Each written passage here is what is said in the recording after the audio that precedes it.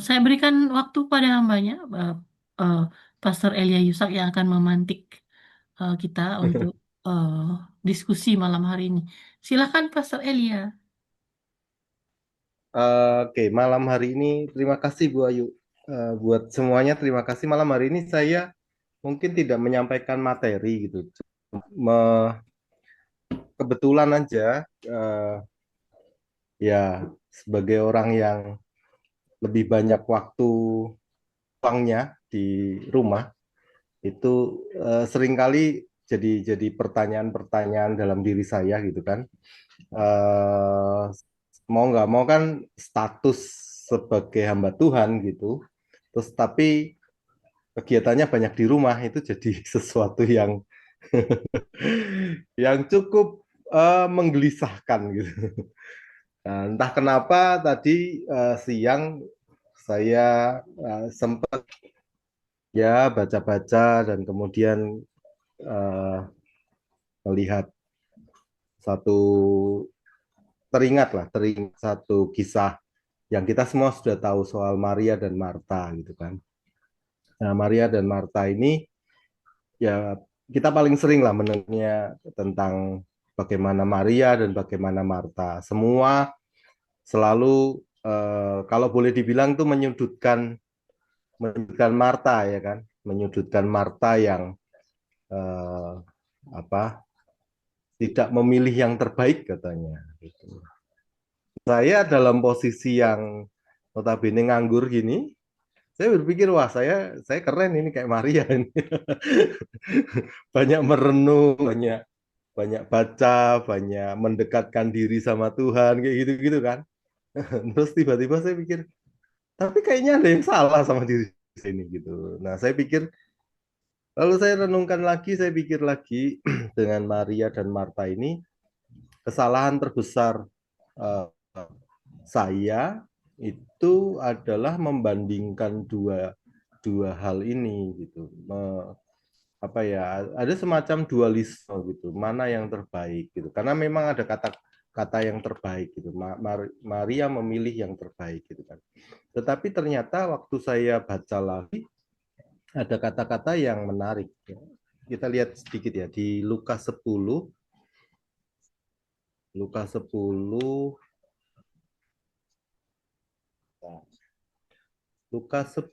ayat yang ke 41. Saya langsung lompat karena kan kisahnya ring ya kita baca ya. Lukas 10 ayat 41 dikatakan gini, tapi Tuhan menjawab, Marta, Marta, engkau khawatir dan menyusahkan diri dengan banyak perkara. Nah, terus kemudian yang paling sering dikutip adalah yang kedua. Tetapi hanya satu saja yang perlu, Maria telah memilih bagian yang terbaik yang tidak akan dia daripadanya. Nah, di sini kalau boleh ya dikatakan eh, kita pasti langsung didorong untuk yang ayat 42 gitu kan. Karena dikatakan ada kata terbaiknya di sana. Nah, waktu saya mikir-mikir lagi, emang benar ya Maria ini yang terbaik gitu kan. Apa eh, Yesus ini sedang membandingkan dua hal atau Yesus sedang mengajarkan sesuatu gitu sama sama dua-duanya, baik Maria maupun Marta gitu. Walaupun kalimatnya seakan-akan memang menitikkan kepada si Maria. Maksudnya Maria diberikan porsi yang oh kamu Maria kamu terbaik gitu loh. Sementara Marta seakan-akan disesah gitu, disingkirkan atau kamu ini terlalu gelisah, terlalu apa banyak banyak kerjaan kayak gitu-gitu kan.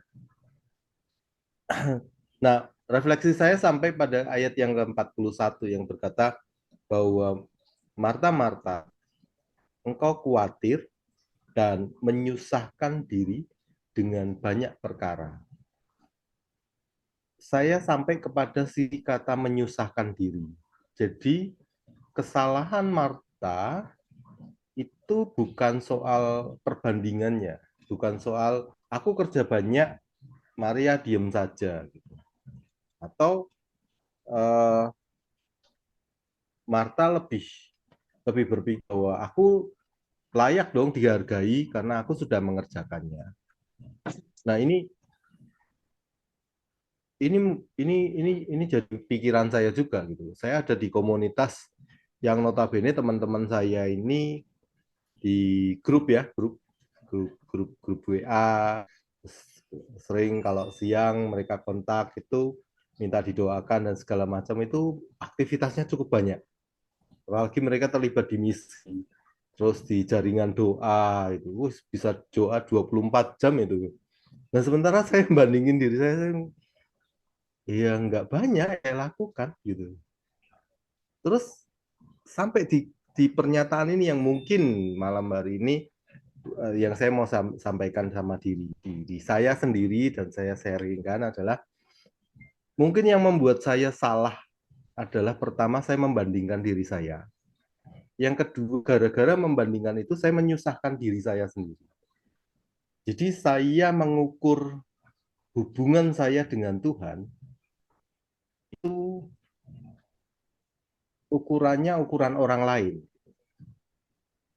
Ukurannya ukuran-ukuran yang mungkin mungkin normal atau mungkin wajar atau lazimnya dilakukan oleh orang lain.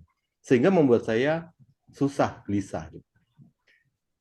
Nah, ini sering terjadi juga di dalam saya mulai sedikit mengembang ya. Dalam kekristenan kita, hubungan dengan Tuhan itu kita sering menyalahkan orang lain dan hati kita susah gitu. Karena kita melihat perbedaan gitu. Orang lain bisa bermeditasi, kontemplasi, duduk tenang, terus kemudian dalam dalam dia pengenalan sama Tuhannya dengan cara-cara yang dia ketahui, dia pahami, yang tidak sama dengan kita, itu yang kemudian kita bilang, lu salah, kalau menyembah Tuhan harusnya gini, gini, dan gini, gitu. Yang harus sama dengan kita. Gitu. Jadi sebenarnya kita sedang menyusahkan diri kita sendiri, karena setiap orang itu punya cara tersendiri untuk mereka berhubungan dengan Tuhan. Saya jadi baca ini jadi punya sisi yang berbeda. Tuhan itu sedang mengajarkan kepada Maria dan Marta itu dua sisi yang kebetulan di kisah ini kan dua sisi. Dua sisi yang berbeda. Satu mereka menyembah dengan cara aktivitas. Yang satu dengan cara duduk diam dan mendengarkan Tuhan. Kita memang terjebak di kata yang ya, bagian yang terbaik. Kita terjebak di istilah ini gitu. Sehingga mau nggak mau kita membandingkan, oh ini terbaik dan ini tidak terbaik. Tetapi yang saya pelajari ya, secara pribadi yang saya pelajari, kalau kita sudah masuk di jebakan yang terbaik itu, kita jadi menyusahkan diri kita sendiri. Gitu. Kita melihat orang lain yang berbeda dengan kita, cara mereka menyembah Tuhan, cara mereka mengenal Tuhan, itu kita jadi gelisah. Kok gitu ya? Kok nggak seperti ini ya? Kok mengenalnya seperti itu ya? Kok orang nggak seperti saya ya? Gitu. Jadi yang akhirnya itu menyusahkan diri kita sendiri dan ya sampai pada titik di mana kita kemudian semoga saja tidak menghakimi orang lain yang berbeda dengan kita, yang memiliki cara atau memiliki gaya yang berbeda dengan kita. Kalau hari ini kita kekristenan dengan warna yang bermacam-macam gitu ya. Ada yang dengan tenang, kontemplasi, dengan kidung, terus kemudian ekstrimnya ada yang dengan full musik, dengan segala macam ekspresi mereka. Dua sisi yang disodorkan sama kita. Kita berpikir mana yang terbaik gitu kan. Seringkali ya saling saling silang kita gitu dan merasa bahwa ya yang satu benar, yang satu salah, seperti itulah. Nah, saya jadi berpikir sama diri saya sendiri. Saya pernah terjebak di situ gitu. Saya pernah uh, terpikir bahwa saya sudah melakukan yang terbaik gitu kan. Saya melakukan pelayanan misi lah, melakukan pelayanan ini dan itu gitu. Dan saya mengatakan kepada orang lain di bawah sadar saya bahwa kamu belum belum ngelakuin apa-apa gitu dibandingkan saya gitu. Uh, Sekarang dalam kondisi yang saya tidak melakukan apa-apa, saya seakan-akan uh, di apa ya diomongin sama Tuhan. Nah, kalau kamu nggak ngelakuin apa-apa, gimana kamu mau membandingkan dirimu sama orang lain? Paling paling sering ketika kita ketemu sama-sama hamba Tuhan, ketemu sama orang-orang gitu ditanya, apa yang kamu lakuin gitu, atau pelayanannya apa? Itu uh, kalau saya nggak ngelakuin apa-apa, saya menciptakan aktivitas-aktivitas yang setidaknya bisa mengangkat harga diri saya. Apalagi kalau saya kumpul dengan hamba-hamba Tuhan, konferensi gitu atau apa gitu, saya create ya pelayanan lah gitu, ngomongin ini, ngomongin itu gitu. Sekarang saya bertanya, ngapain saya lakuin itu ya gitu. Hari ini hari. Saya jadinya gelisah gitu, saya jadinya nggak jadi apa adanya gitu. Makanya ketika hari ini saya dihantam dengan kenyataan, you do nothing gitu, kamu tidak melakukan apa-apa gitu. Sekarang apa gitu? Apa yang mau kamu banggain? Gitu. Kamu jadi gelisah nggak? Gitu. Iya, saya gelisah gitu. Gelisah karena saya jadinya membandingkan diri saya sama orang lain. Saya jadinya bahkan menipu diri saya dan menipu orang lain dengan cara ya kejayaan-kejayaan masa lalu saya tarik gitu loh. Oh, dulu saya pelayanan gini gini gini gini gitu. Demi demi menjaga wajah gitu kan. Nah, sekarang hari ini ketika baca ini sekali lagi kata yang dan menyusahkan diri dengan banyak perkara ini jadi setamparan buat diri saya sendiri bahwa uh, ternyata saya gelisah, saya susah hati karena saya membandingkan diri saya dengan orang lain. Gitu. Mungkin waktu ini cara saya berkontemplasi atau saya bermeditasi atau cara saya dengan Tuhan itu dengan cara saya nggak bisa ngelakuin apa-apa. Saya nggak bisa berkarya. Nggak ada sesuatu yang saya bisa lakukan dan banggakan gitu.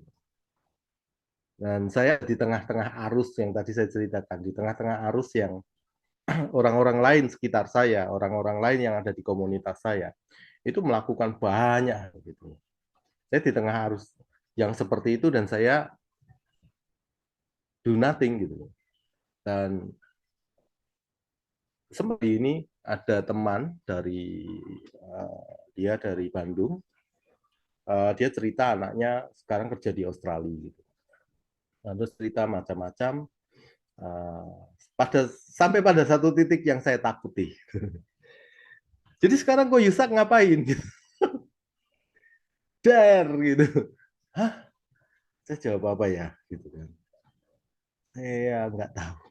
Saya bilang, saya nggak ngapa-ngapain. Saya di rumah baca buku, kadang-kadang nonton YouTube banyak, terus kadang-kadang ya browsing-browsing, lihat buku, beli buku yang murah-murah. Barusan saya beli buku itu murah-murah 10 ribuan. Nggak tahu mau bacanya kapan, tapi numpuk buku beberapa biji ini. Terus kemudian ya nggak banyak yang saya lakukan. Loh, yang saya bersyukur teman saya ini nggak bilang gini. Loh, nggak pelayanan ya? Loh, nggak ini ya? Nggak, dia nggak ngomong apa-apa. Oh, oh ya udah gitu. Uh, nggak nggak lama setelah komunikasi itu dia bilang gini, ini ada berkat sedikit gitu. Dia kirim uang 200 ribu buat saya. Lucu juga ya. 200.000 buat saya. Terus ini ada berkat, saya barusan bisa jual mobil gitu, mobilnya teman gitu. Loh, saya nggak ngelakuin apa-apa, saya nggak ngapa-ngapain, saya nggak pelayanan, nggak apa. Diberkati gitu. Mungkin saya punya karunia selain membubarkan karunia menikmati. Ah, jadi bacaan saya siang tadi sepanjang sore, terus kemudian ya kesempatan sekali inilah saya juga nggak pernah mikir bahwa kali ini sebuah kesempatan untuk saya bisa cerita aja, Maria dan Marta yang selama ini mungkin kita pisahan mana yang terbaik dan mana yang tidak terbaik gitu. Eh, saya jadi melihat gitu, Tuhan itu baik sama kita bukan karena kita melakukan banyak hal, bahkan sebelum kita melakukan banyak hal Tuhan sudah baik dan terlanjur baik dan menunjukkannya gitu. Ya itu hari ini yang saya nikmati aja. Dan saya bersyukur kalau saya boleh berkata bahwa saya mendapatkan anugerah Tuhan, kebaikan Tuhan, tanpa saya bisa membanggakan apa-apa yang bisa saya transaksikan dengan nama Tuhan. Gitu. Maksudnya saya nggak ngelakuin apa-apa tuh. Saya bahasa-bahasa umumnya saya nganggur tuh, nggak ada yang saya lakuin. Gitu. Dan saya nggak bangga dengan itu. Saya nggak bangga dengan saya ini nggak ngerjain apa-apa.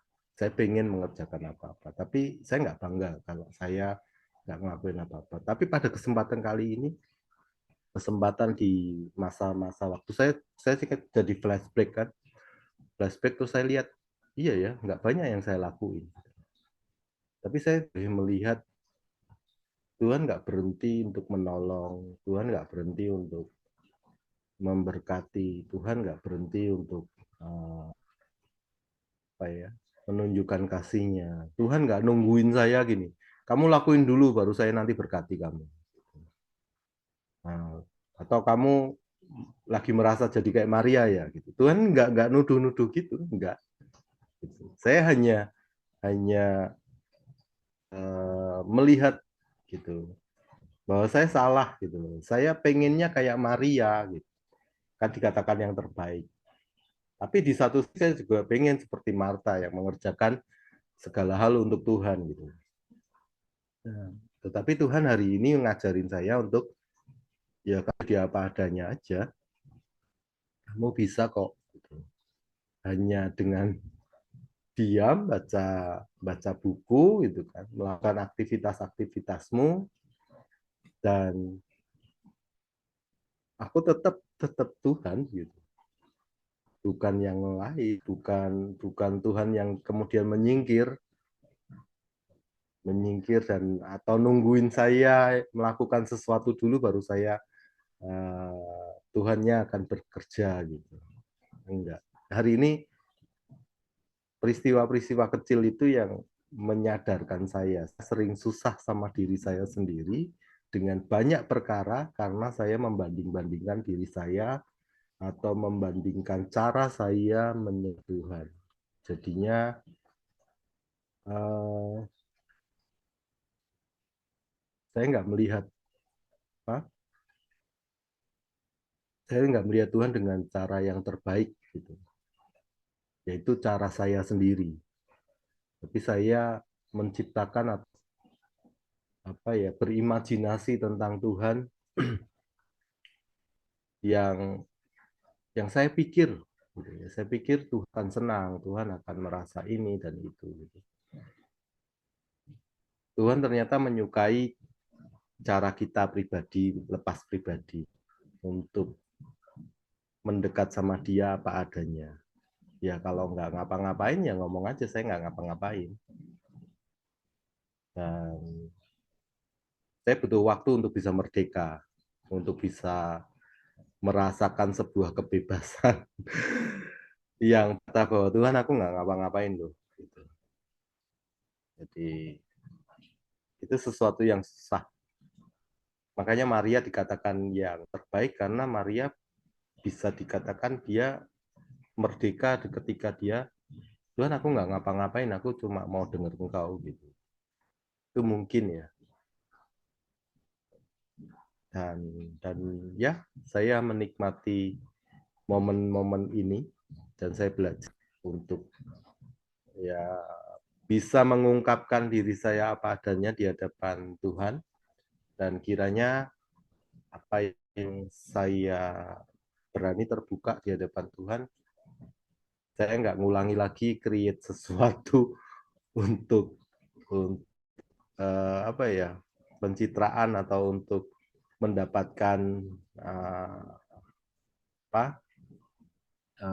nggak tahu bukan pujian sih tapi mendapatkan atensi ya dari orang lain. Wow, sudah melayani, sudah melakukan sesuatu gitu. Ya semoga nggak kedepannya saya nggak ngulang itu lagi. Ya kira-kira begitu Bu Ayu pengakuan dosa saya. Terima kasih Bu Ayu.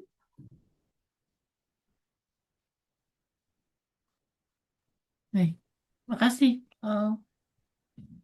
Pastor Elia, menarik.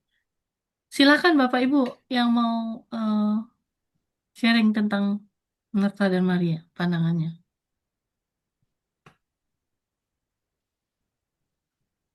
Atau yang mau bertanya, boleh.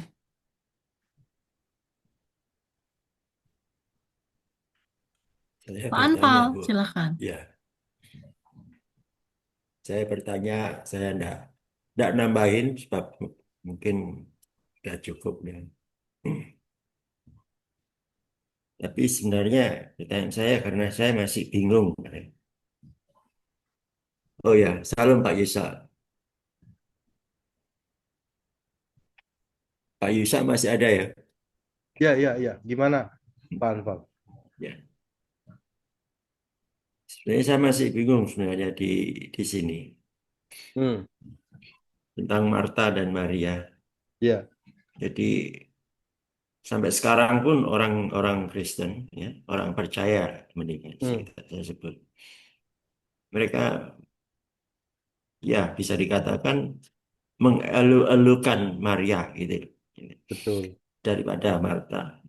Hmm, Tapi di samping itu orang-orang percaya itu suka ya, di media hmm, sosial, di WA, grup apa, habis melayani, gitu. Besok melayani di sini, nanti melayani di sana, jam 7. Oh iya, maaf saya sibuk, saya nanti lagi ada pelayanan. iya, Selalu, ya. hmm, Jangan di sini kalau kita lihat, eh, ya mohon maaf saya bukan iri ya terhadap mereka apa yang mereka katakan. Ya memang benar mereka melayani. Saya setuju ya, melayani. Sebab Yesus sendiri apa datang bukan untuk dilayani tapi melayani gitu. Jadi hmm, kalau lihat di ayat 40 Pak ya. Tadi Pak Yesus menyebut 41, Pak 2 ya. Di sini ayat 40. Sedang Marta sibuk sekali melayani. Ya, sibuk sekali melayani. Ia mendekati Yesus dan berkata, Tuhan, tidakkah engkau peduli bahwa saudaraku membiarkan aku melayani seorang diri? Suruhlah dia membantu aku gitu. Seperti ada kecemburuan sosial, Pak, kira-kira begitu hmm, ya. Sebab dia lagi sibuk kerja melayani orang-orang. Ini tamu ini cukup banyak loh, Pak ya, yang datang ini. hmm, hmm. Mungkin karena ada apa kematian ya, kematian siapa nih? Si saudaranya Lazarus, Lazarus. Jadi ya, tentu banyak orang. hmm, Di sini dikatakan saya melayani seorang diri. hmm, Saya melayani seorang diri. Sedangkan si Maria kok hanya duduk manis, enak sekali. Gitu. Saya rasa semua orang akan berpikir begitu. ya, Kok ya, aku sendiri kok iki saudaraku, dulurku dewe, orang Jawa bilang, ih dulurku Iya. ini kok enak nemen gitu. Gitu. Hmm. Semua orang akan berpikir demikian. Jadi yang menjadi pertanyaan saya, kok Maria, kok Marta yang disalahkan seakan-akan. Eh, Ya saya sih mengimani saja ya dan Hmm. mengamini. Bab ini Yesus sendiri yang berkata. Tetapi Tuhan menjawab, Marta, Marta, sampai 2 kali disebut. Engkau khawatir dan menyusahkan diri dengan banyak perkara. Ini saya masih belum jelas ini. Tapi hanya satu yang perlu. Maria telah memilih Ya. bagian yang terbaik. Yang tidak akan diambil. Hmm. Apa yang saya sampaikan tadi, gimana Pak? Apa bisa gitu kira-kira ya. Mengenai Iya. melayani. Nah, Saya jadi ya, bingung jadinya. betul, Pak. Jadi saya juga dulu berpikiran sama seperti Pak Anfal gitu. Maksudnya eh, di bawah sadar kita itu kita kompetisi gitu, Pak. Kompetisinya ya bahkan di hadapan Tuhan pun seakan-akan kompetisi. Itu itu kita lakuin gitu. Tapi kita nggak sadar untuk telah melakukan itu. Dan akibat dari kompetisi itu ya tadi saya bilang kan kita terjebak dengan kata terbaik yang di situ di bagian yang terbaik gitu kan. Kalau kalau dari ayatnya ya. Tapi naluri kita, hidup kita itu kita tumbuh kembang dengan kompetisi. Bahkan dengan Tuhan pun kita kompetisi. Nah, itu yang kemudian pernyataan Yesus itulah yang menarik perhatian saya, menyadarkan saya. Saya jadi gelisah ini. Saya jadi menyusahkan diri saya dengan banyak cara. Salah satu perkara yang saya gelisahkan adalah saya membandingkan diri saya dengan orang lain. Itu. Kalau orang lain melayani seperti itu, kok saya enggak, gitu kan? Atau saya kebalikannya, saya melayani Tuhan dengan all out, kan? Eh, mungkin maksud saya enggak pamer, enggak kompetisi, enggak apa gitu loh. Tapi ada orang-orang lain yang mungkin saja dia jadi gelisah gitu loh. Kok saya tidak melayani seperti itu gitu. Karena kita memang ada di ruang berpikir, ruang budaya, ruang hidup yang nuansanya kompetisi gitu. Nah, saya jadi belajar gitu. Saya sebenarnya nggak perlu gelisah ketika orang lain melayani dengan all out, dengan luar biasa, ya puji Tuhan. Dan saya juga nggak perlu gelisah ketika saya tidak melayani, tidak melakukan apa-apa mungkin untuk Tuhan. Gitu. Nah, dua hal ini hanya cara kita saja yang berbeda ketika kita belajar mengenal Tuhan. Gitu. Di tiap kehidupan kita itu ada apa ya fase, ada masa di mana kita itu kenal Tuhan tidak dengan aktivitas, tetapi ada masa di mana kita mengenal Tuhan dengan diam. Ada masa di mana mengenal Tuhan dengan menyanyikan lagu yang lembut, tetapi ada juga kita menyanyikan dengan lagu yang gegap gembita. Ada masa mana kita mengenal Tuhan ketika kita bersentuhan dengan orang lain gitu, melakukan kegiatan-kegiatan sosial. Tetapi ada masa kita mengenal Tuhan dengan duduk tenang maning dan itu menyenangkan sekali. Nah, gara-gara kata mancing ini saya jadi ingat kemarin saya barusan sama anak saya sore-sore gitu di sungai gitu. Kami ngobrol banyak, cerita-cerita banyak dan anak saya ini si yang laki itu kalau dulu ya, dulu masa-masa kecilnya itu dia itu lalu insecure kalau mancing. Kenapa? Karena saya dapat ikan, adiknya itu dapat ikan, mamanya dapat ikan gitu kan. Kalau mancing kongnya kan suka diajari sama papa saya gitu. Kalau mancing dapat ikan. dia nggak dapat ikan. Makanya kalau dia mancing itu dia sudah takut duluan. Saya nggak dapat. Gitu. Nah kemarin waktu mancing dia dapat udang, udang kecil itu. Dan itu merdekakan dia gitu. Ternyata semua orang tidak dapat dan saya dapat gitu. Nggak tahu, saya belajar belajar sesuatu yang dari peristiwa-peristiwa seperti ini.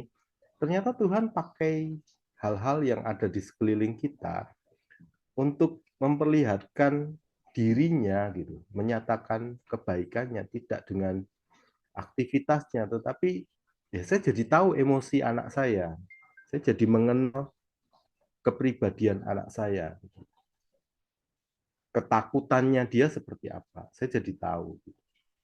Nah, saya jadi ya hari ini saya jadi merenung gitu. Eh, saya ini gelisah menyusahkan diri saya dengan banyak perkara eh, karena saya membandingkan diri saya dengan orang lain. Karena saya akhirnya menipu diri saya dan menipu orang lain dengan ya menciptakan sebuah harga diri gitu. Khususnya dalam pelayanan gitu. Dan saya ternyata jadi nggak merdeka. Nah, saya jadi belajar yang Tuhan tunjukkan lewat Maria dan Marta itu umum saja. Ini saya belajarnya gini. Tuhan kasih tunjuk gini. Nggak harus aktivitas dan nggak harus tidak beraktivitas. Dua-duanya sama di hadapan Tuhan. Tapi yang menjadi kesalahan ketika kita membandingkan dan akhirnya membuat hati kita susah, itu sebuah kesalahan buat buat buat kita pribadi. Ketika kita melihat dua sisi yang berbeda ini, dualisme ini, terus kita membandingkannya. Jadinya hati kita susah, kita jadi nggak mengenal Tuhan dengan baik. Itu yang saya pelajari, Pak Anwar. Jadi bukan soal mana yang terbaik, entah itu Maria atau Marta. Apa Dua-duanya ini bagi Tuhan terbaik. ada hubungannya dengan talenta, Pak? Sebab setiap orang kan diberi karunia masing-masing, Pak. Hmm. Gimana itu, Pak? Itu konteksnya berbeda, Pak. Sekarang kalau Tuhan Beda. ngukur kita semua dengan talenta, habis kita, Pak. Ada banyak Hmm. talenta yang kita kubur. Ada banyak talenta yang kita tidak tahu juga. Gitu.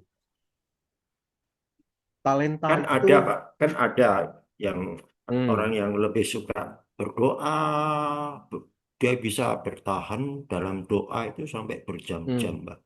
Sedangkan saya ini, ya ya, ya itu 10 makanya. menit aja, 15 menit itu sudah cukup lama rasanya. Nah, itu yang saya namakan tadi menyusahkan diri kita dengan banyak perkara itu tadi, Pak. Yang saya temukan di situ, Pak.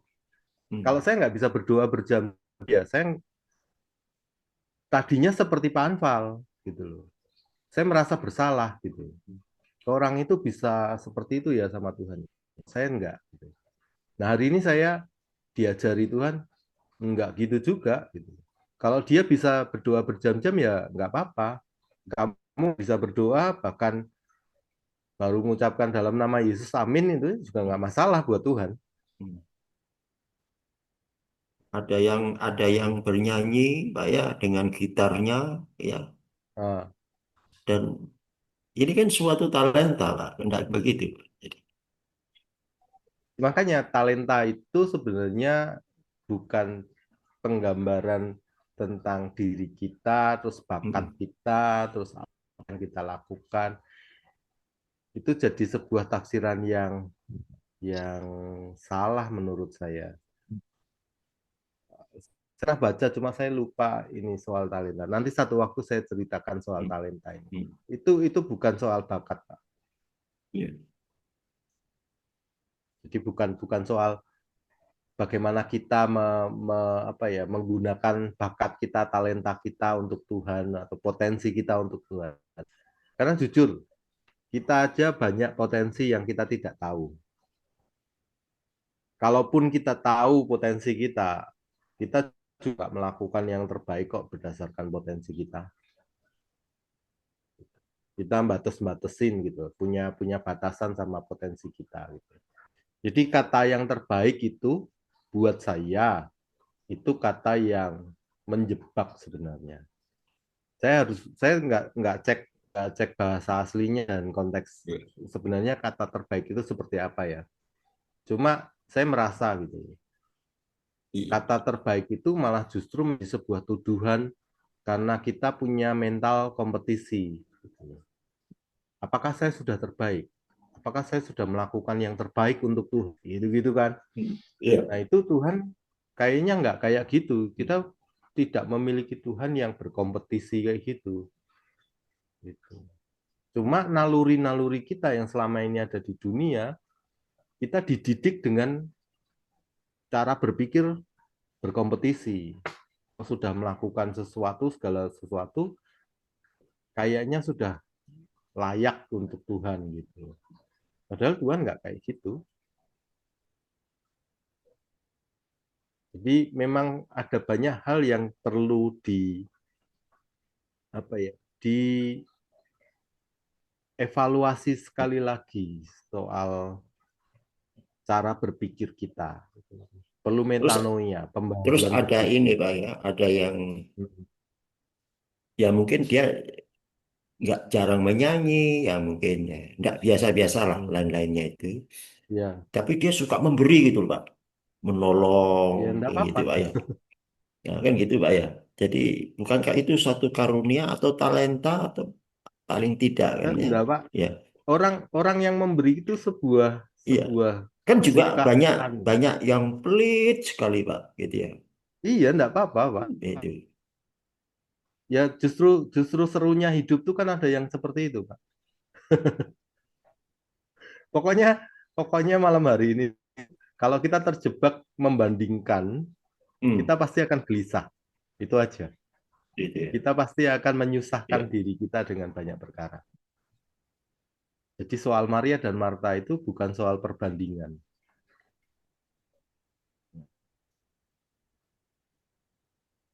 Jadi kalau mau mau pelit ya silakan nggak apa-apa. Mungkin itu Ya. cara kamu sama Tuhan ya seperti itu nggak apa-apa. Mau kamu Tapi bisa orang memberi Kristen kan tidak dengan boleh banyak, pelit Pak ya, kan harus bermurah hati kan? enggak juga Pak. Murah hati itu batasannya kayak apa? Pelit itu batasannya kayak apa? Nggak Hmm, ada Pak. ya. Itu kan hanya kita ciptakan untuk menilai orang lain aja, ya kan? Atau kebetulan kita punya kepentingan. Kalau orangnya Hmm, terus memberi sama kita, terus kita bilang, wah orangnya murah hati ini. Orangnya nggak pernah ngasih sama kita langsung nilai dia. Pelitnya kan sama kita, Pak. Bukan sama orang lain. hmm. Dia bisa aja murah hatinya ke orang lain, bukan sama kita. Nah, terus kita ngomong pelit. Ya, salah kan kita yang menilai. Ya.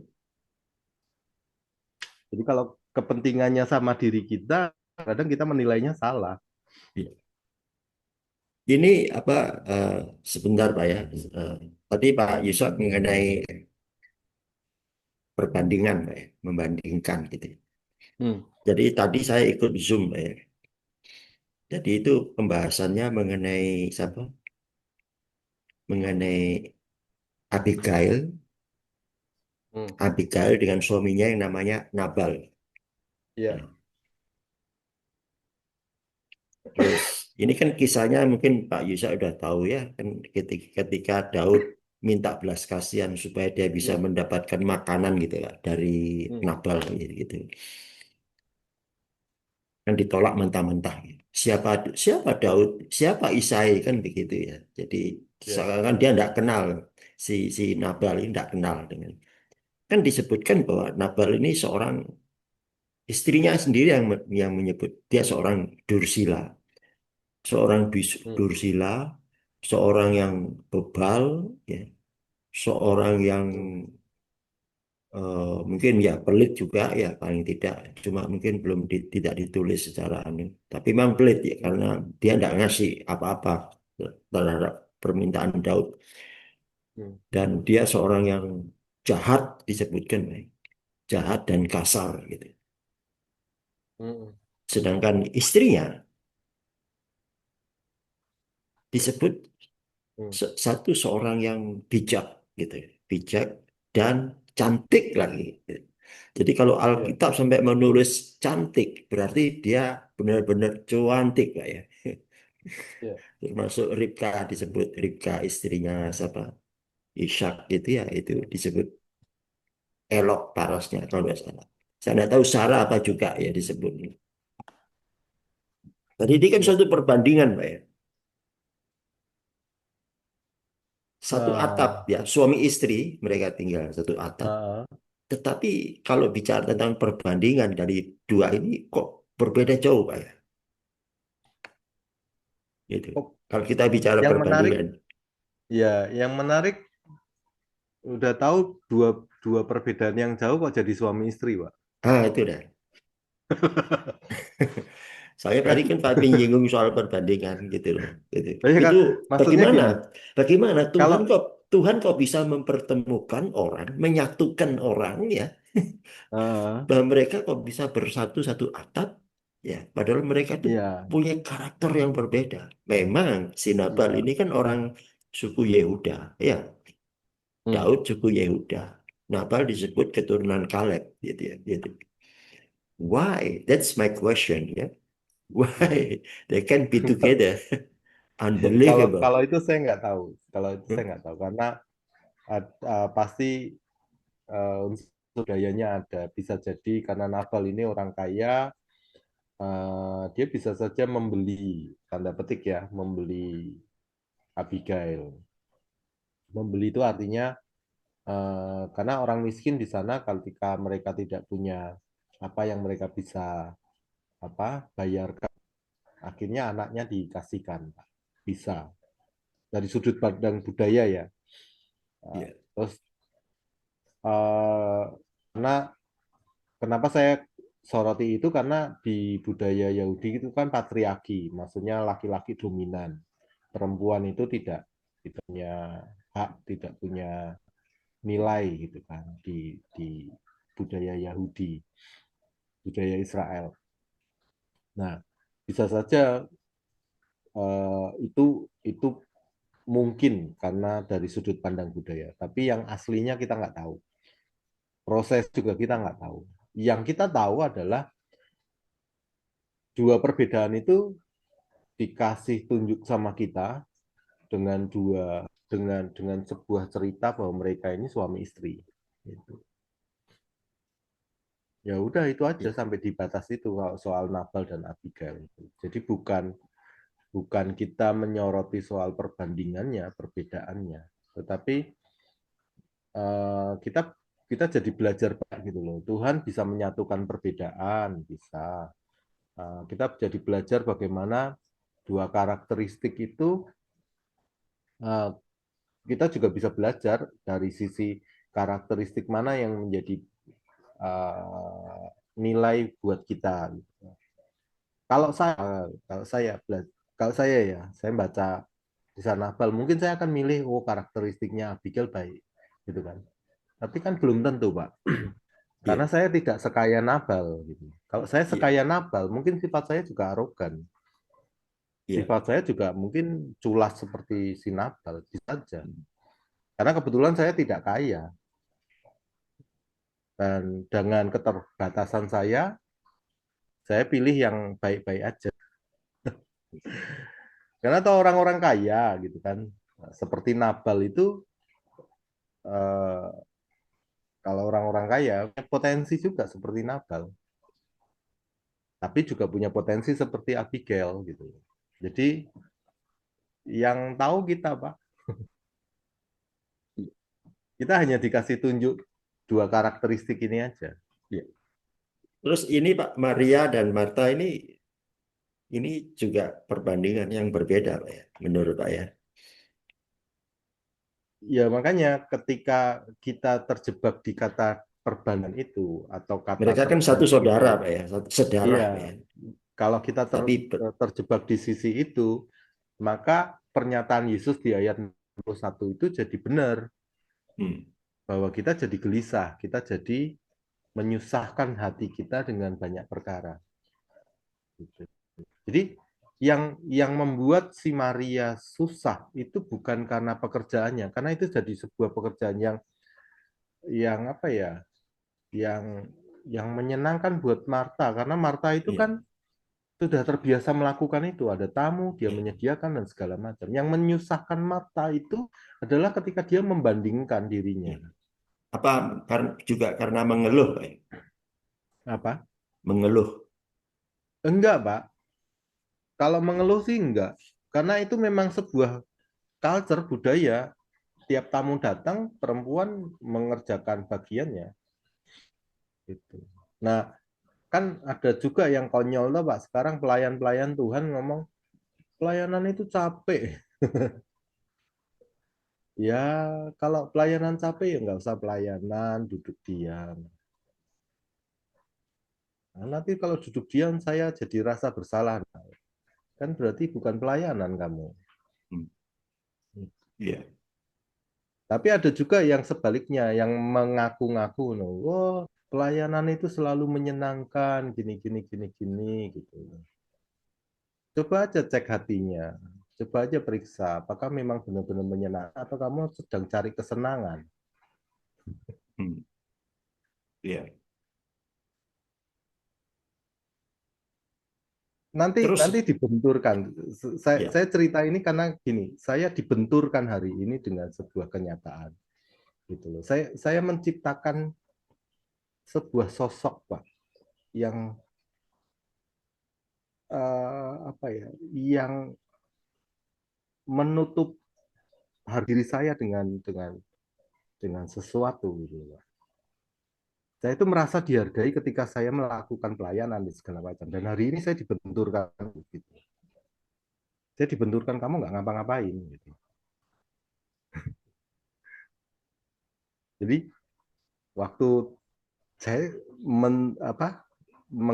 menyadari kenyataan itu, saya jadi bertanya-tanya gitu loh sama diri saya sendiri. Saya apa merenung, saya memikirkan kalau saya tidak ngapa-ngapain, terus saya jadi susah, berarti saya salah.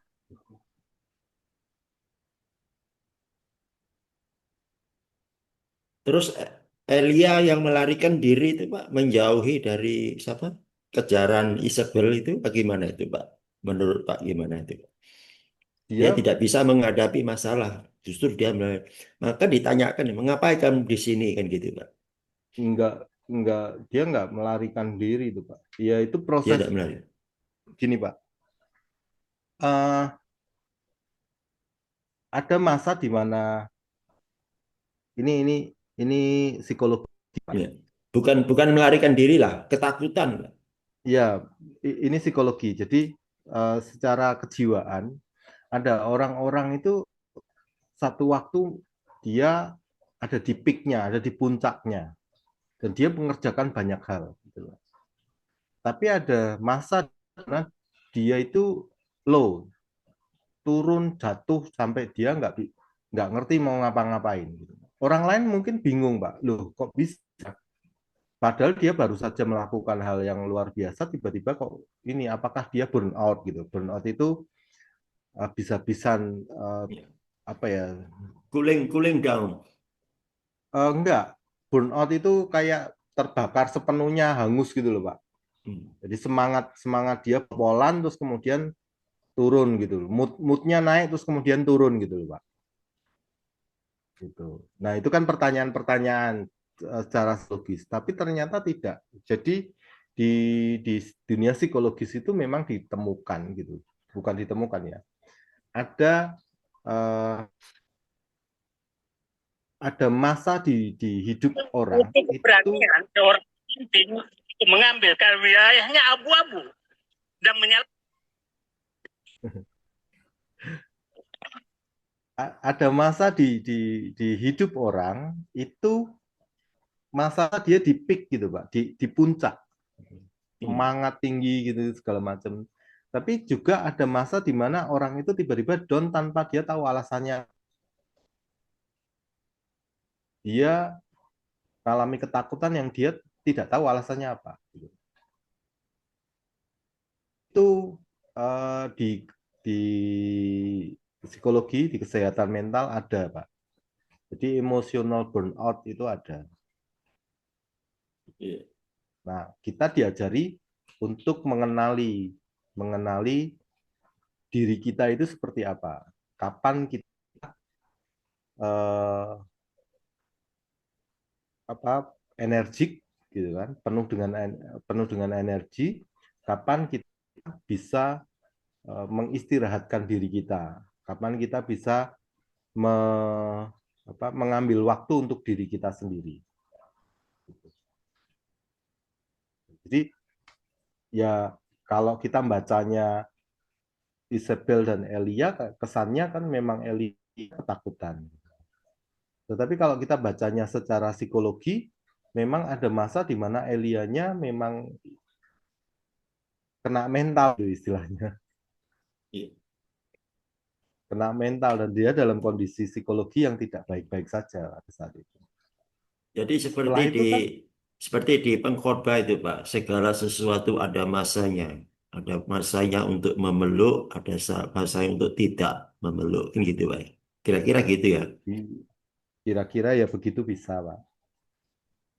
Ya, makanya saya suka melihat ayat itu dengan berbagai macam disiplin ilmu gitu. Ya saya di tafsir ya di hermeneutik gitu. Tapi saya kadang-kadang mempertanyakan itu gitu, mempertanyakan dengan disiplin-disiplin ilmu yang lain gitu. Sehingga saya jadi tahu sudut pandang yang berbeda gitu aja, Pak. Hmm. Tapi sekali lagi itu tafsir ya, Pak. Maksudnya Ya, tidak sepenuhnya benar gitu kan. Kok bisa seperti ini ya? Salah satu yang saya pahami Elia kena mental gitu lah istilahnya. Jadi tiba-tiba aja dia merasa nggak punya kekuatan, nggak punya energi.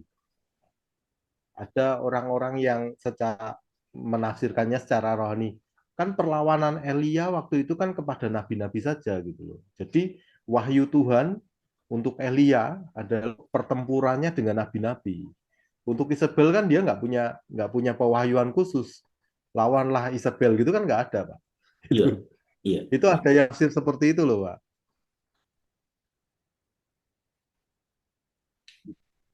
Begitu. Jadi tafsiran itu variasinya ya mana yang preference saja, mana yang mendekati pemahaman yang benar. Tapi lebih dari semua tafsiran itu, apa yang kita bisa pelajari dari situ gitu.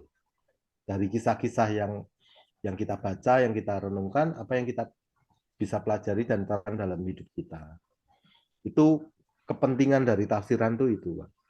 Jadi bisa bisa variabelnya bisa banyak. Makanya saya ceritakan dan Marta tadi, saya belajarnya banyak untuk diri saya sendiri. Saya jadi ya berani berani ngomong terbuka aja. Gitu. Saya nggak ngapa-ngapain. Dulu saya nggak berani. Gitu. Saya gelisah. Ketika orang menanyakan pelayanannya apa, dipanggil pendeta lagi, gerejanya mana? Itu sudah menggelisahkan saya. Dulu saya seringkali menciptakan pencitraan. Sekarang, ya semoga saja next saya tidak gelisah dengan pertanyaan itu dan tidak apa ya, tidak memanipulasi lah dengan menceritakan masa lalu saya atau menceritakan kejayaan-kejayaan pelayanan saya. Kalau tidak ada ya tidak, gitu aja. Iya. Kalau orang lain jadi meremehkan atau menilai saya buruk ya silahkan saja. Saya sudah nggak peduli itu.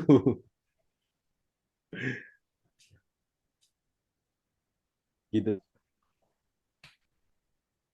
Makanya saya cerita cerita hari ini ketemu dengan teman, ngobrol-ngobrol banyak. Ya untungnya dia tidak banyak soal pelayanan. Dia tahu saya pelayanan, tapi dia nggak tanya gitu. Nah, itu kan di masa lalu gitu. Dan Tuhan kasih dia kesempatan untuk memberkati saya, itu makin menyadarkan saya bahwa Tuhan itu mengasihi saya bukan karena performa saya, bukan karena perbuatan saya, bukan karena pelayanan saya. Dia mengasihi saya titik, nggak ada komanya. Amin. Dia mengasihi Marta sama juga dia mengasihi Maria. Supaya yang membuat gelisah Marta itulah yang hari ini yang jadi perenungan saya. Apa yang membuat Marta gelisah?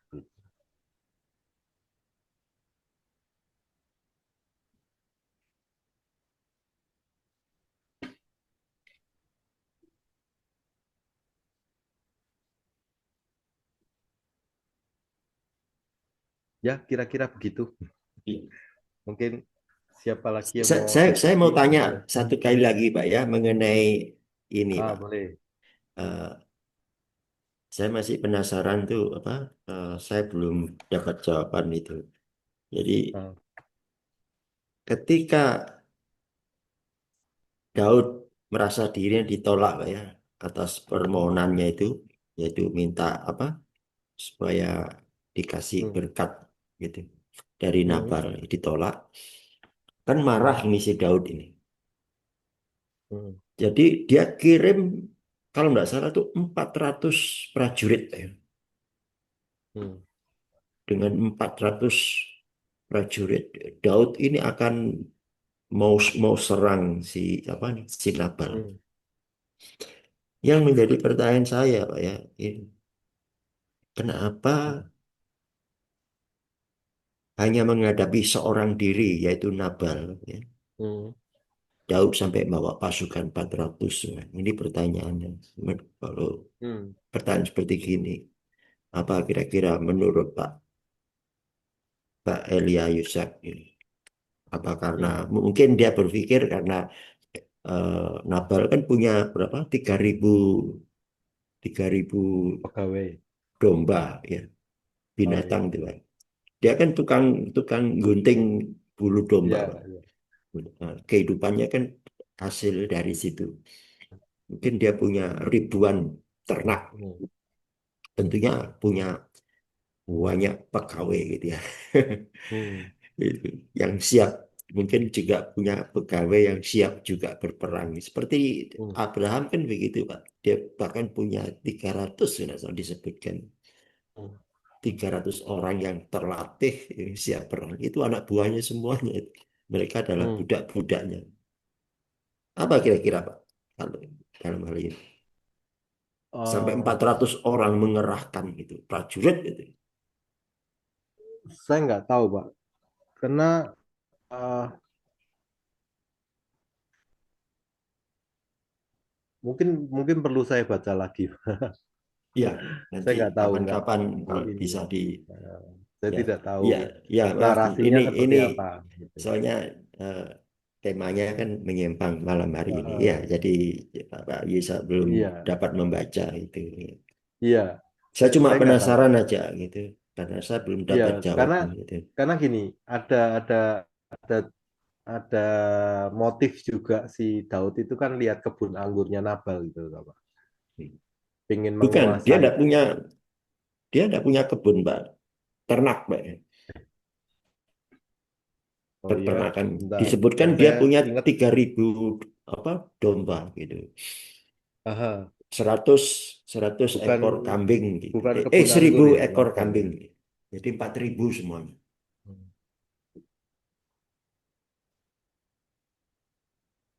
Hmm. Dia masih lebih Oh apa? iya. Ayub masih lebih kaya, Pak. Ayub punya 7.000 ekor Hmm. kambing dan domba. Hmm. Dia disebut orang yang terkaya di timur. Iya. Sedangkan si Nabal hanya disebut orang kaya, Hmm. tapi tidak tidak apa disebut sebagai orang yang terkaya gitu. Oke Pak Hmm. Yusha, terima kasih. Hmm. Iya, iya. Oh, bukan kebun anggur. Iya, iya. Hmm. Pak Herman, Hmm.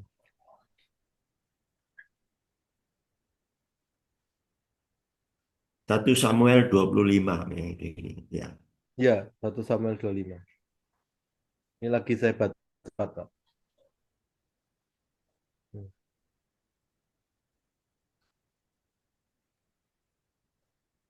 Oh, masih ya, Pak ya? Oh, enggak. Lanjut aja, Bu. Saya hanya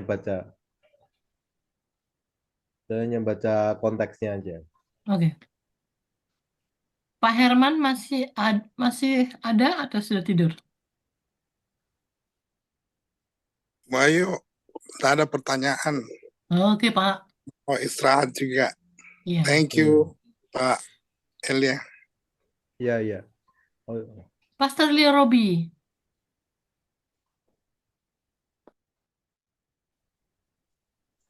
Saya tanya apa sama Pak Elia ya? Pak Elia, iya. kalau saya kok kebalik ya Pak? Gimana, Pak?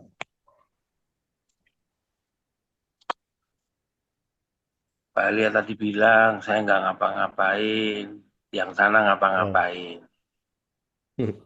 Kalau saya kok bilang, kok enak kayak Pak Elia ya nggak ngapa-ngapain. Kayak disuruh ngapa-ngapain. Loh. Jadi saya bilang, ya kan sama-sama, upahnya sama, nggak ada sama. Nah, itu, Pak. Makanya. Pak Elia santai, Iya, rupanya sama satu santai. dinar ya. Setuju. Saya juga bingung Pak kadang-kadang. Ya, saya Iya. seringkali yang menguatkan saya, ya saya harus menyelesaikan tanggung jawab saya aja gitu. Menurut saya Pak Iya. Elia bukan nggak ngapa. Pak Elia itu tempat wong Jawa kondo pitakonan, tempat orang bertanya. Pak Elia itu tiap hari belajar firman Tuhan. Saya mau telepon pagi, siang, malam selalu habis baca firman Tuhan, bukan nggak ngapa-ngapain lah Pak. Iya, ya jadi Iya. menurut saya ya itu tadi kalau orang malah berpikir wah kok begini yang menyusahkan diri sendiri Pak. Betul, Pak. Bisa Menyusahkan, menyusahkan diri. Pak. Iya. Kadang-kadang iso sombong diri, sombongnya ini kan sombong, iri hati itu kan menyusahkan diri sendiri, Betul, merasa Pak. lebih baik, menyusahkan diri semua gitu loh. Iya. Iya, jadi malam ini saya kualik Pak, saya bilang enak ya kayak Pak Elia santai, saya belajar Itu firman nanti Tuhan. susah, Pak, hatinya. Loh kan, data kan kemarin-kemarin dulu susah, sekarang kan Pak Elia nggak susah, setelah tahu firmannya kan nggak susah kan. Nah, iya. Kenapa orang susah? Kan nggak tahu kebenarannya, setelah tahu kebenarannya, loh emang kenapa? Kan nggak Iya. apa-apa, kan gitu. Betul. Memang kenapa? Kan nggak apa-apa gitu kan. Itu jujur saya sebenarnya susah, Pak.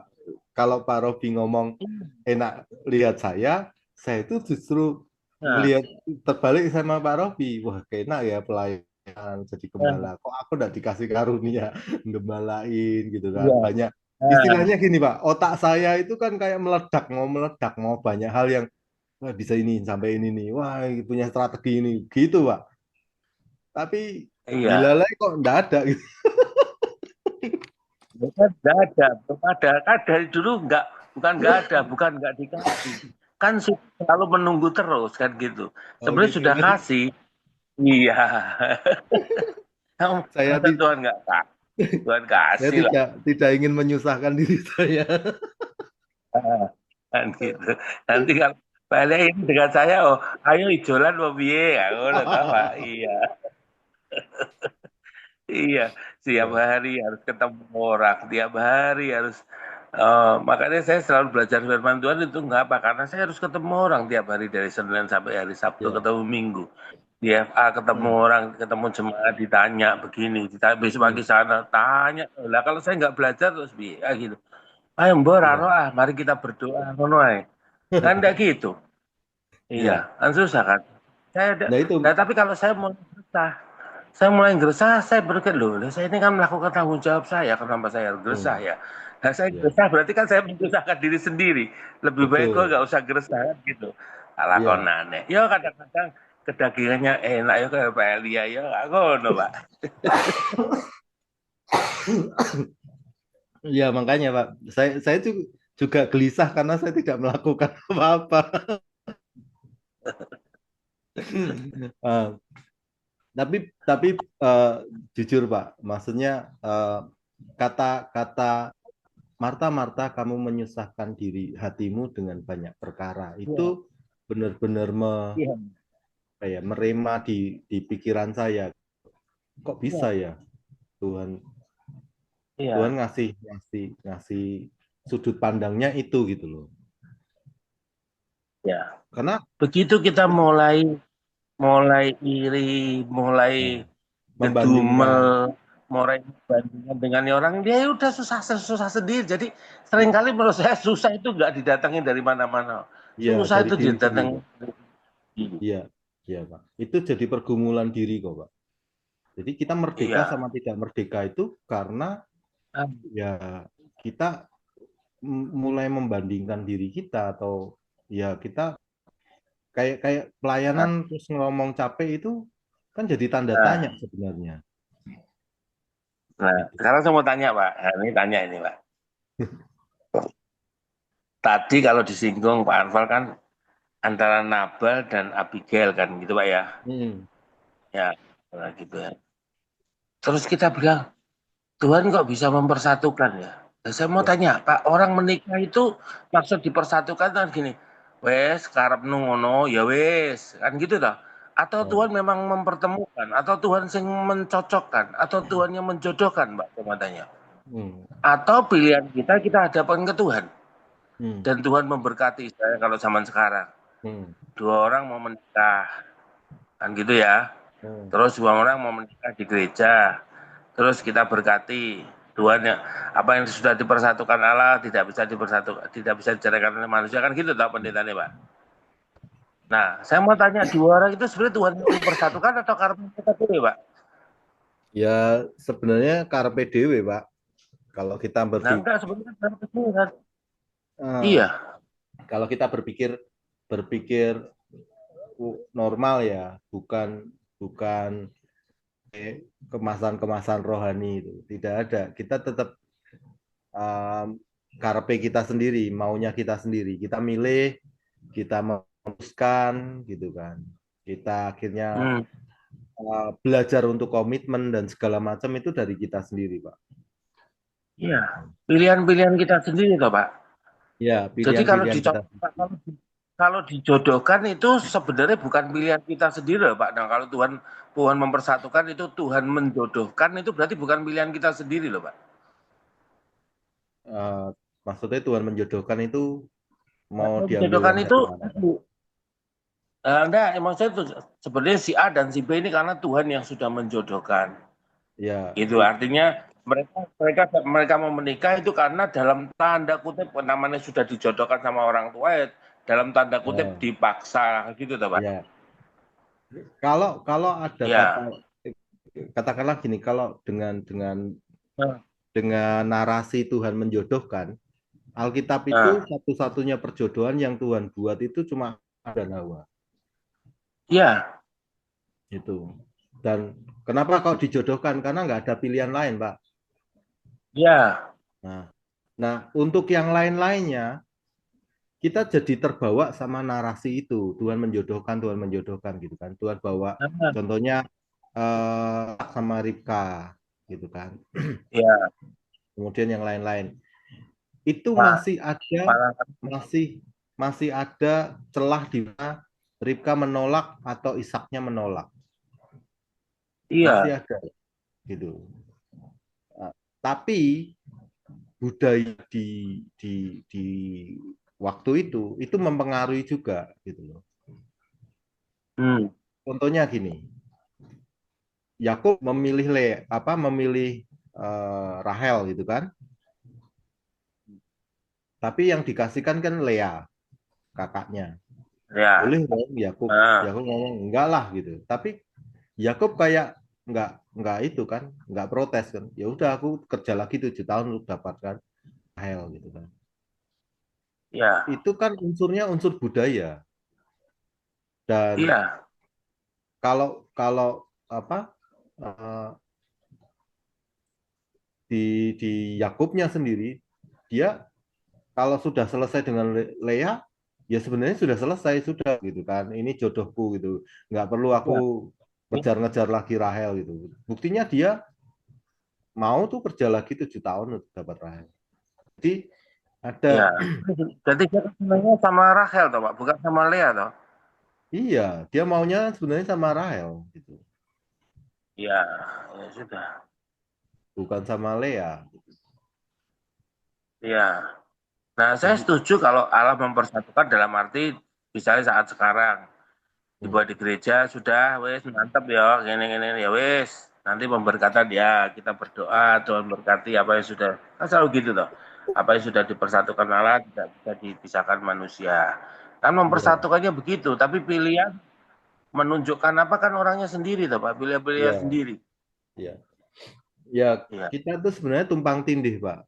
Pernikahan itu sebenarnya kan budaya baik gitu kan. Budaya baik yang ada di masyarakat atau norma-norma baik yang ada di masyarakat gitu. Yang sepanjang peradaban hidup manusia kita mulai eh, mempelajari hal yang baik, lebih baik, lebih baik lagi, lebih baik lagi gitu. Nah, itu hmm. kita semua belajar dari budaya, dari peradaban manusia. Nah, agama mengambil budaya-budaya baik itu, terus kemudian dijadikan uh, apa ya, doktrinal lah katakanlah, ajaran gitu. Supaya agama tetap menunjukkan nilai-nilai baik gitu di masyarakat gitu. Nah, Hmm. dan ya satunya gereja, gereja dan pernikahan. Kalau kalau kita Hmm. mau melihat jujur, sebenarnya pernikahan adalah budaya. Kenapa kamu menikah? Kenapa kamu menikah? Kenapa kamu menikah dengan ini? Kenapa kamu tidak menikah dengan ini? Itu semua kan sebenarnya culture, budaya kita. Kenapa kau menikahnya satu orang, tidak dua orang? Kenapa tidak bercerai? Itu semua budaya sebenarnya, Pak. Itu lebih ke budaya dan kita jaga norma-norma masyarakat gitu. Jadi bukan, nah, untuk karena sudah masuk ruang lingkupnya agama, menambahkan unsur Tuhan di dalamnya supaya normanya diangkat lebih tinggi lagi gitu. Jadi masyarakat kita sudah Hmm. punya norma baik, tetapi ketika Tuhan dilibatkan normanya diangkat lebih tinggi lagi. Nah, norma lebih tinggi lagi ini itu menciptakan harapan manusia yang naik lebih tinggi. Misalnya pernikahan itu konflik gitu kan katakanlah. Nah, ketika kita melihat Tuhan ada di dalam pernikahan, kita kayaknya lebih tinggi. Kalau secara manusia gitu kan, oh harusnya gini, gini kan ada solusi sebenarnya, ya kan? Tetapi ketika Hmm. kita ngangkat lebih tinggi lagi bahwa Tuhan terlibat dalam pernikahan ini, kita jadi mencari yang terbaik yang dari Tuhan. Gitu. Ambil waktu, segala macam, dan melihat Tuhan ada di tengah pernikahan. Ya sudah gitu aja. Hmm. Dan itu jadi manusia dalam pola hidupnya, dalam gaya hidupnya, dalam kehidupannya menjadi lebih baik lagi. Gitu. Hmm. Itu kalau saya ya melihatnya pernikahan selalu dengan sudut pandang budaya, tidak dengan sudut pandang bahwa oh yang diajarkan gereja seperti ini. Enggak, gereja belajar dari mana? Pasti dari budaya.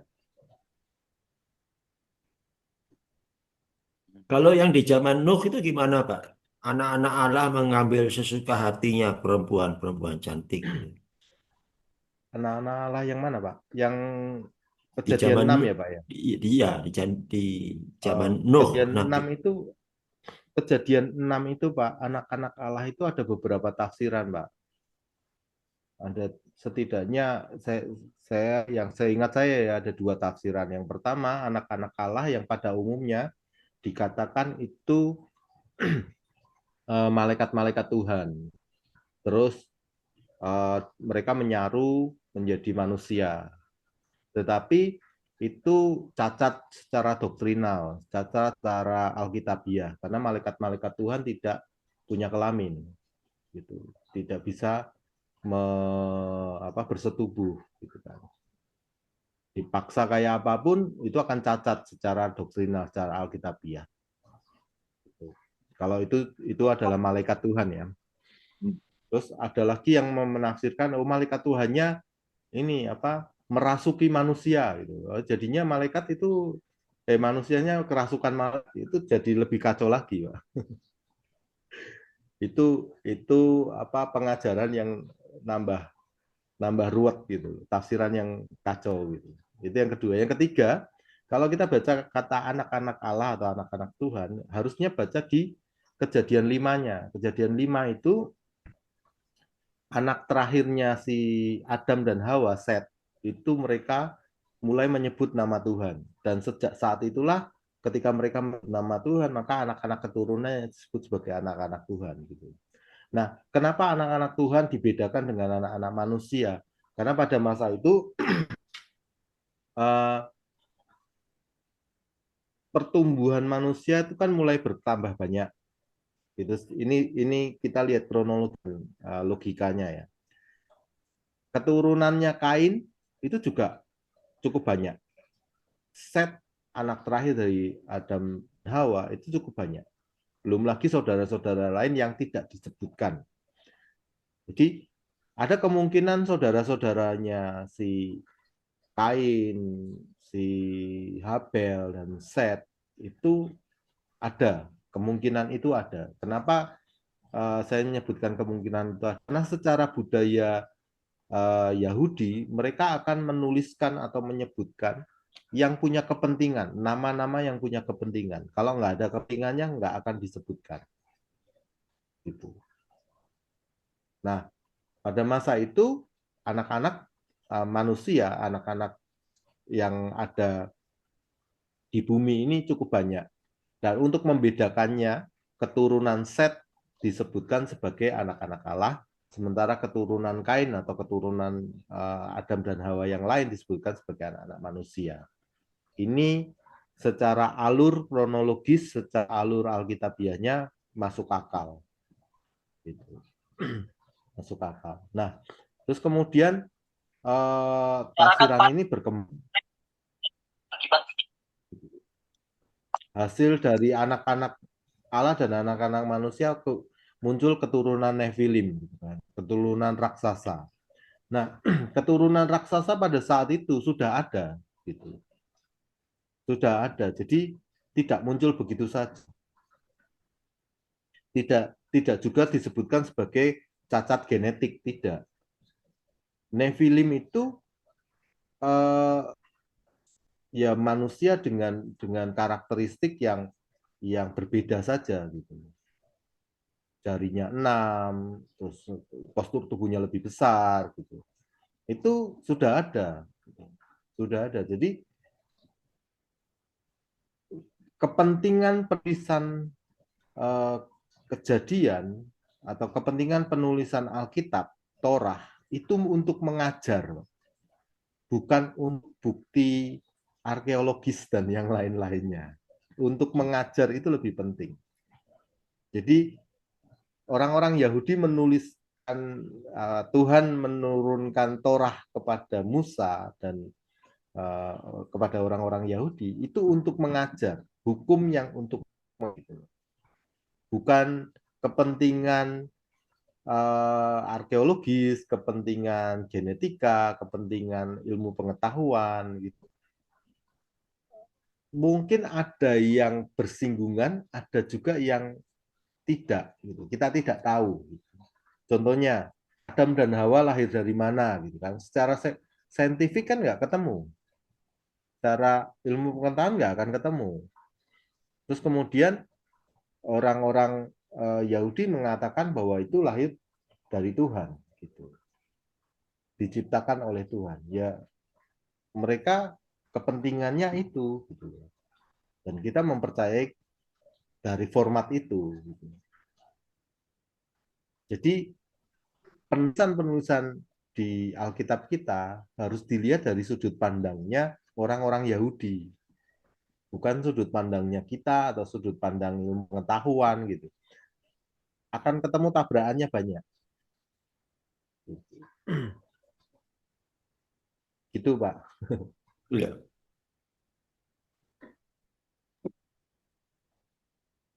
Pastor Elia, Ya, Bu. kita tutup dulu ya. Nanti kita lanjut lagi. Oh, Mohon ya. Pastor Elia tutup dalam doa. Oh, ya, mari sama-sama kita bersyukur. Tuhan, terima kasih buat hari ini. Kami sama-sama boleh belajar apa yang kiranya Engkau sudah singkapkan kepada kami, terus Engkau picu dalam diri kami, dalam pengetahuan kami, dalam pengenalan kami akan Engkau, dan sepanjang perjalanan hidup kami boleh mengarahkan diri kami kepada Engkau Tuhan. Namamu dipermuliakan, dan kami semua bersyukur di dalam nama Yesus. Dalam nama Yesus kami berdoa. Amin.